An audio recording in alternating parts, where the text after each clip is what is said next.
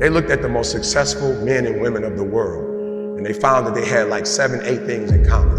And one of the things they all had in common was a routine. They are obsessed with their routine. They don't have a gap of wasted time in their routine. You know, I realized the reason why I'm so successful and the reason why I don't get in trouble like I used to when I was younger is because when I was younger, man, my schedule had so many gaps in it.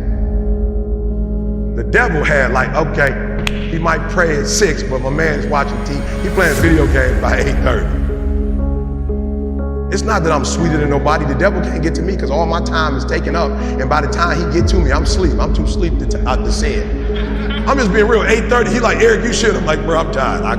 Come back to me tomorrow. You know what I'm saying? Like, tempt me tomorrow, bro. I'm about to go to sleep. I'm good.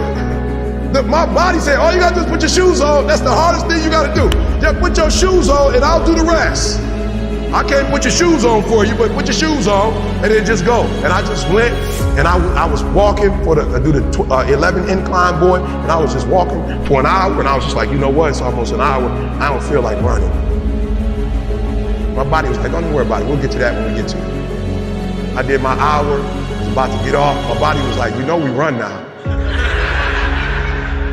I said, what? We run now, let's go. You ain't tired? I said, I am tired. No, you're not. You just walked for an hour.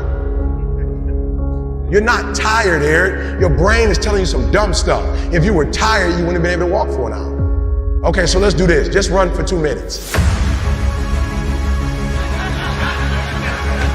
I'm trying to help somebody right now go to a whole other level. The reason why you go back to sleep is because you've always gone back to sleep. It's like a default. You go back to sleep because all you gotta do is stop going to sleep and then you're gonna stop going to sleep.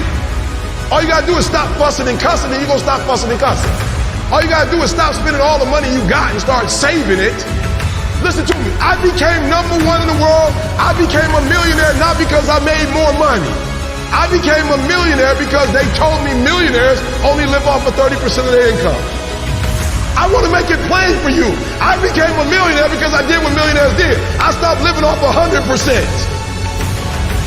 I paid my tithe, and then I was like, all right, E, you only got 20% left. Put the rest up. So the first thing I did, listen to me, the very first thing I did to become rich, somebody said, E, to be rich, put 6 months of your earnings to the side. So I was like, all right, bet. That's what the rich told me to do. So I put 6 months to the side. How long did it take? I don't remember, but I put it to the side. Then somebody was like, yo, E, you need to put 100,000 to the side. I was like, all right, 100,000. DD, we're gonna put 100,000 to the side. Then somebody was like, yo, you need to get your credit score up to 800. I was like, all right, then get my credit score up to 800. Then somebody said, ET, if you want to be Tony Robbins, there's no way you'll be able to be like those dudes when you don't have the language they have.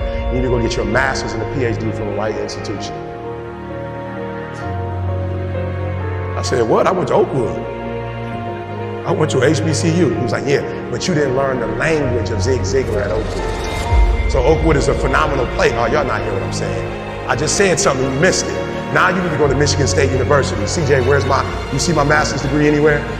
What about my PhD? Not in the office, not at church. You ain't seen it in my house.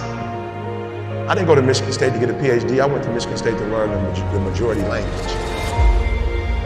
Listen to me very closely. When you graduate and you get a job, if you want to get paid, you never say no.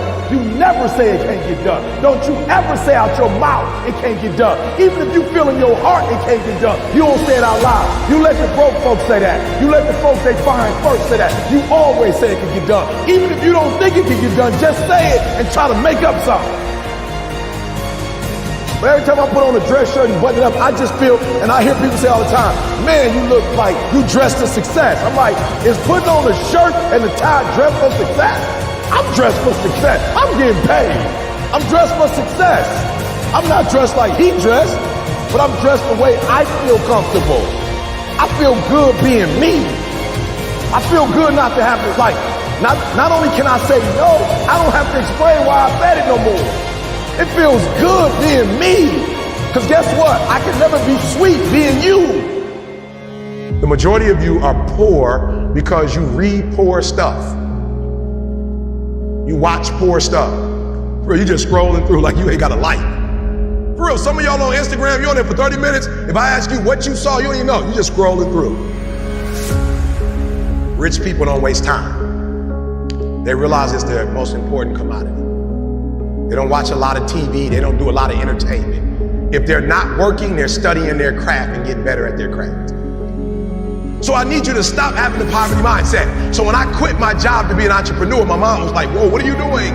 I was like, I'm quitting. My mom was like, don't you dare quit. You're going to embarrass me. You got a wife and kids. Does YouTube have insurance? Does YouTube have a 401k? And I was like, yo, mom, I ain't trying to be funny and I ain't trying to be disrespectful. I love you.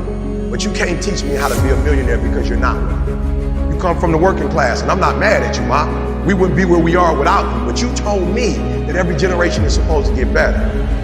So I'll take your values, but I won't take your work ethic. Because rich people don't work, they think.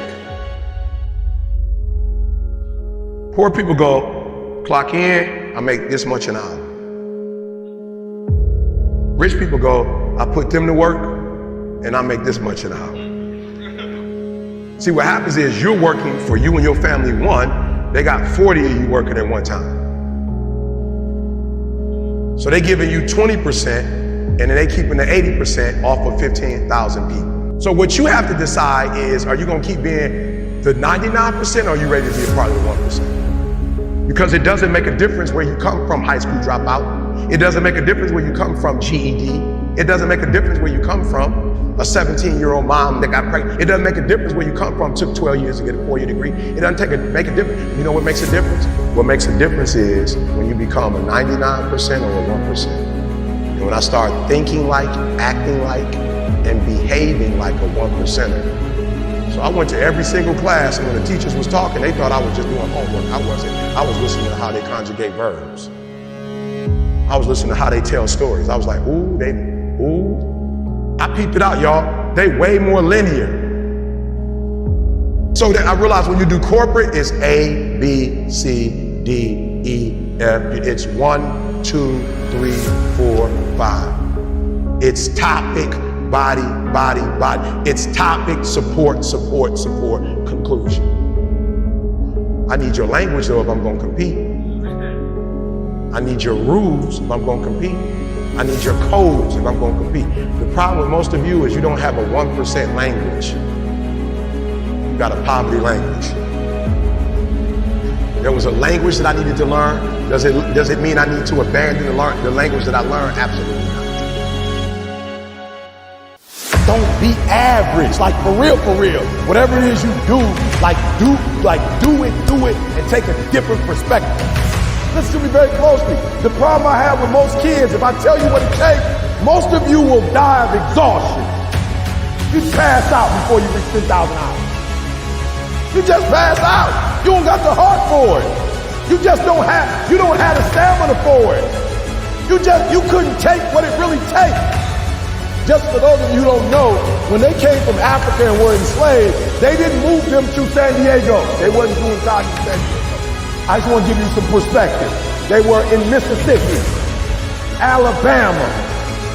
It was smoking hot, and they didn't quit and they didn't give up because they said, we're going to get through this for the next generation. Come on. Our Latino brothers and sisters who were migrant workers, they in the heat. There wasn't no AC. And the stuff that y'all complain about, the stuff that y'all think is like hard,